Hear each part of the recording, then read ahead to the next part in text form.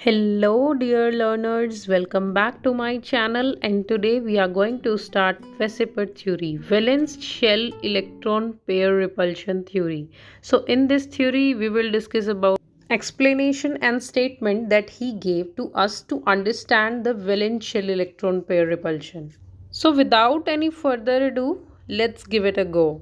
So, we are beginning with the statements. First of all जो हमारा है central metal atom, उसके around क्या है, बहुत सारे एटम्स हैं।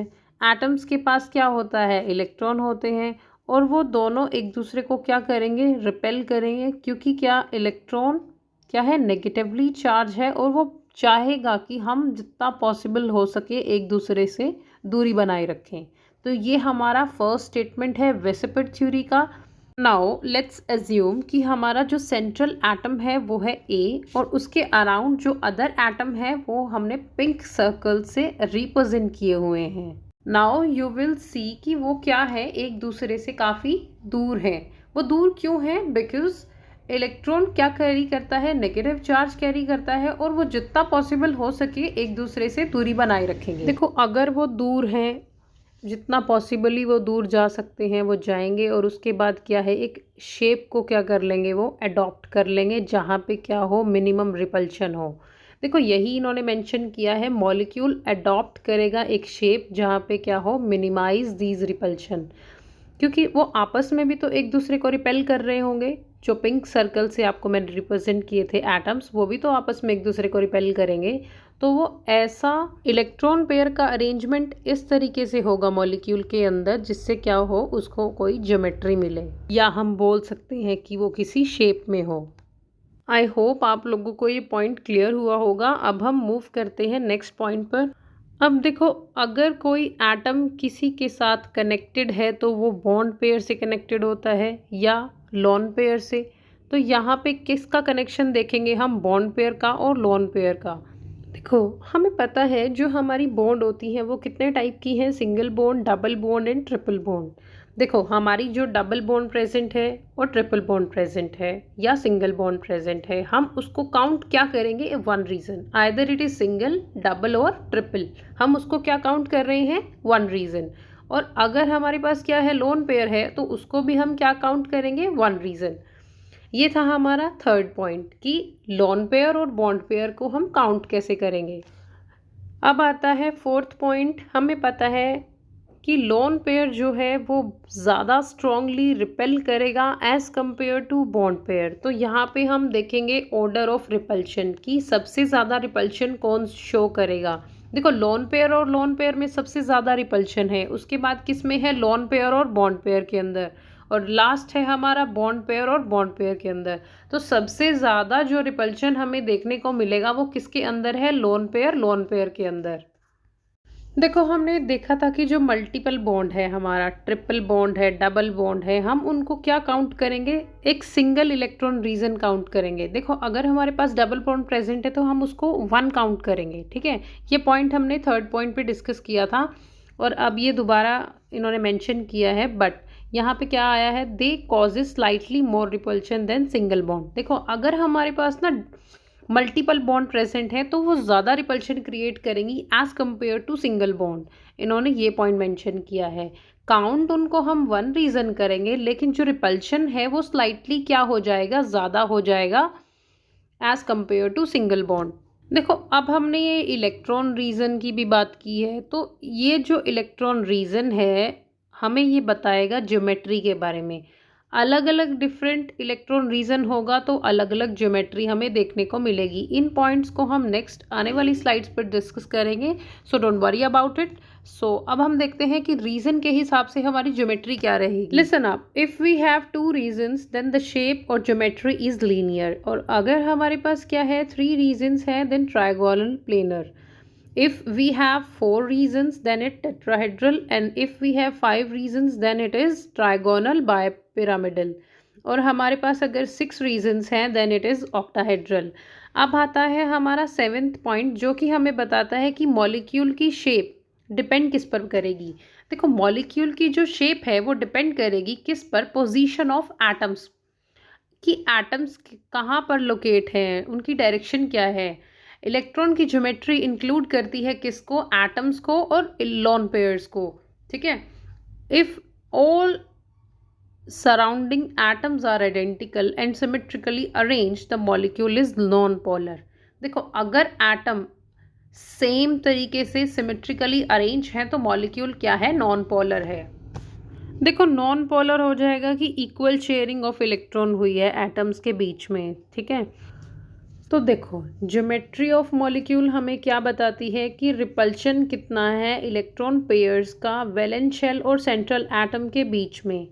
वो खुद को कैसे अरेंज करेंगे जहाँ पे उनको सबसे कम रिपल्शन हो और मैक्सिमम डिस्टेंस पर वो बैठ सके या लोकेट कर सके। Let's take a look at, we have to remember something about VSEPR theory कि हमें वेस्पर थ्योरी किस बारे में बताती है।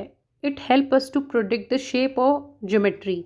ये हमें एक तो शेप और ज्योमेट्री के बारे में बताती है कि किसी मॉलिक्यूल की क्या शेप रहने वाली है, और हमें बताती है कि बॉन्ड एंगल, एटम्स के बीच का बॉन्ड एंगल क्या रहेगा। तो सबसे दो पॉइंट मेन है, एक तो शेप है और एक है बॉन्ड एंगल जो हमें ये बताती है। देखो कुछ कॉमन शेप्स हैं जो वेस्पर थ्योरी ने प्रिडिक्ट की हैं। सबसे पहले है लीनियर, नेक्स्ट है trigonal planar, then tetrahedral, next है ट्राइगोनल पिरामिडल एंड लास्ट है ऑक्टाहेड्रल। तो ये सब क्या है, प्रिडिक्टेड शेप हैं जो किसने दी हैं, वेस्पर थ्योरी के थ्रू हमें मिली हैं। So we will discuss all of these shapes one by one in upcoming slides. So let's take a look at all of these shapes. So let's begin with the linear shape. हम linear shape देखेंगे कि linear shape कैसे बनेगी और कितना angle बनेगा और किन किन के बीच में बनेगा। देखो जो लीनियर शेप है वो दो बॉन्डिंग पेयर्स के बीच में होता है। बीच में क्या होता है, सेंट्रल मेटल एटम होता है और दोनों साइड पे क्या होता है, बॉन्ड पेयर होते हैं दो। तो देखो नंबर ऑफ इलेक्ट्रॉन पेयर कितने हुए यहाँ पे, दो बॉन्ड पेयर हुए। लोन पेयर यहाँ पे क्या है, they know lone pair on the central atom. और अगर हम इसके एंगल की बात करें, बॉन्ड एंगल की, तो वो हमारा रहेगा 180 डिग्री पर, वो खुद को अलाइन करेंगे। और ज्योमेट्री हमारी क्या रहेगी, लीनियर ज्योमेट्री। हम लीनियर ही तो पढ़ रहे हैं। देखो जो लीनियर शेप का मॉलिक्यूल है उसके अंदर क्या होता है कि जो दो बॉन्ड पेयर है हमारे, वो खुद को क्या करेंगे, इक्वली रिपेल करेंगे, ठीक है, ताकि वो कहाँ अलाइन हो जाए, मिनिमम रिपल्शन पर। और इसी वजह से क्या होता है कि वो एक दूसरे के बिल्कुल अपोजिट होते हैं, यानी 180 डिग्री दूर होते हैं एक दूसरे से, यानी 180 डिग्री का एंगल बना लेते हैं। और इसी वजह से क्या हमें लीनियर मॉलिक्यूल किस शेप में देखने को मिलते हैं, एक लाइन की शेप में देखने को मिलते हैं, स्ट्रेट लाइन के अंदर। और हाइब्रिडाइजेशन भी देखेंगे हम साथ में कि लीनियर मॉलिक्यूल के अंदर हाइब्रिडाइजेशन क्या रहेगी और स्ट्रक्चर क्या रहेगा। देखो अगर हम हाइब्रिडाइजेशन की बात कर रहे हैं लीनियर मॉलिक्यूल के अंदर, तो जो सेंट्रल मेटल एटम है वो sp हाइब्रिडाइजेशन होगी उसकी। देखो एग्जांपल देखते हैं, हमारे पास क्या है, कार्बन डाइऑक्साइड CO2। जो हमारा कार्बन है वो क्या है, sp हाइब्रिडाइज्ड है। नेक्स्ट हम एग्जांपल देखते हैं BeCl2, बेरिलियम क्लोराइड। जो हमारा है वो भी क्या है, sp हाइब्रिडाइज्ड है।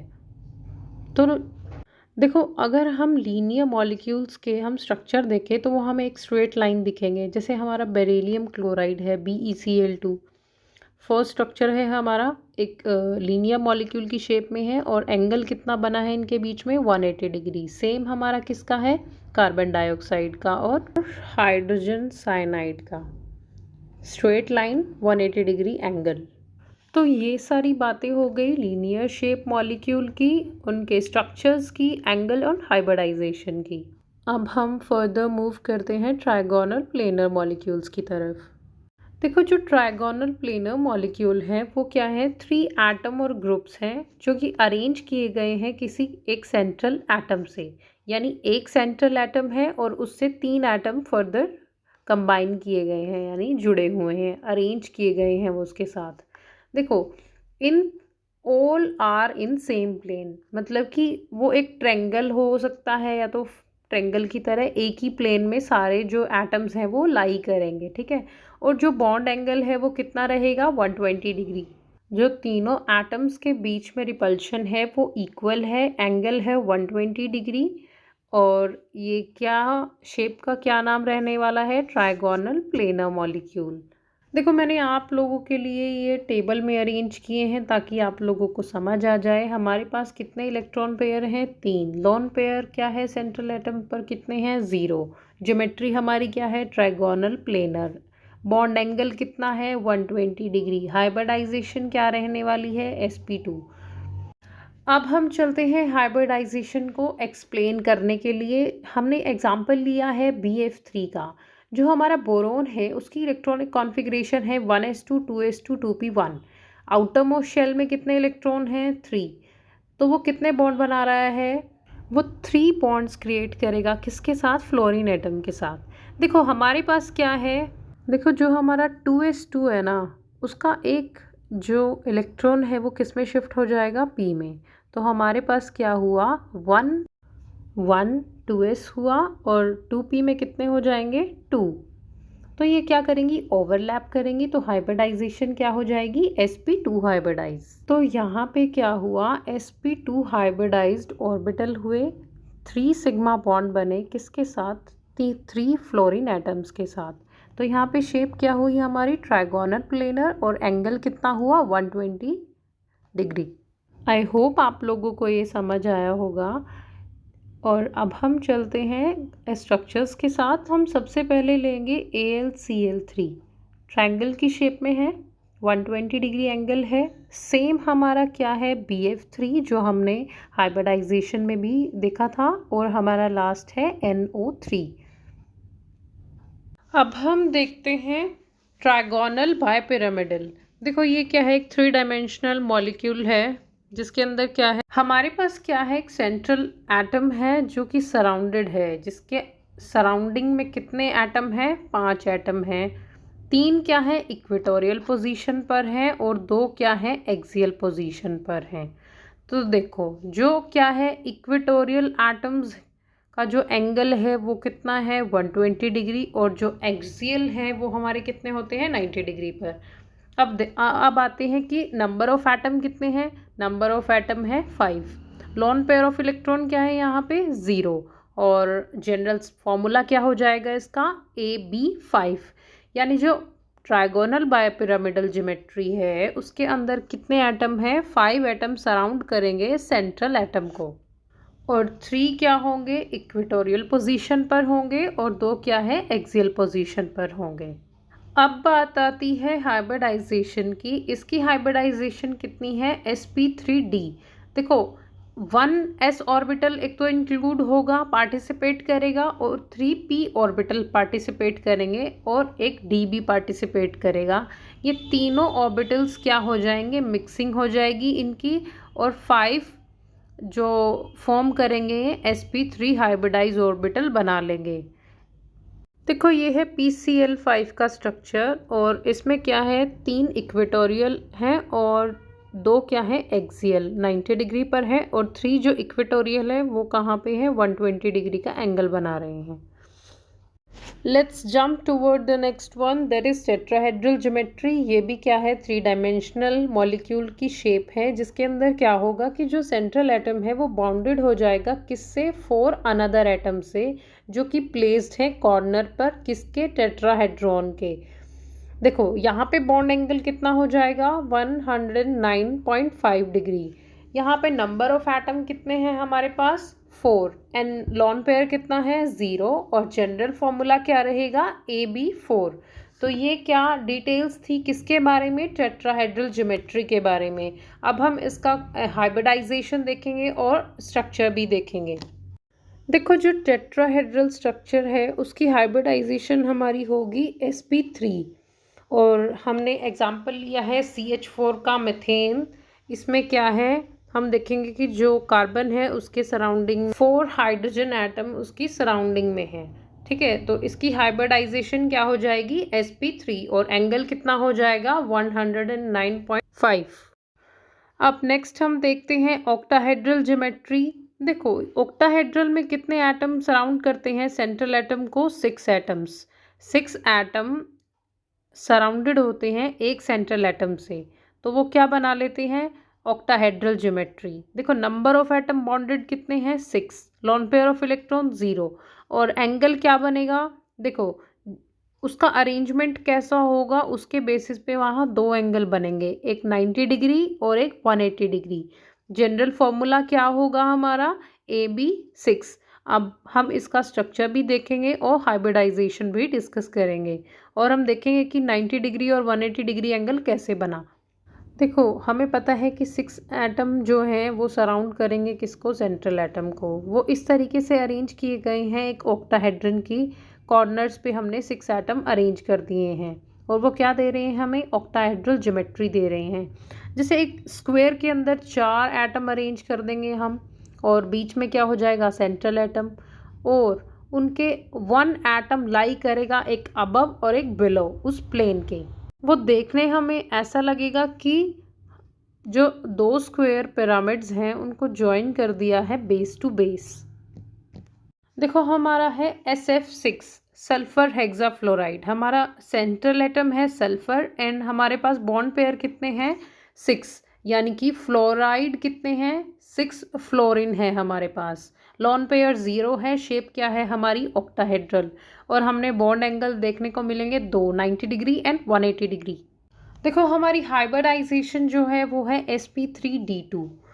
s ऑर्बिटल 1 है, 3 p ऑर्बिटल है, और d के 2 ऑर्बिटल हैं। ये आपस में क्या करेंगे, इंटरमिक्सिंग होगी इनकी, ये मिक्स हो जाएंगे और क्या बना लेंगे, ऑक्टाहेड्रल ज्योमेट्री बना लेंगे।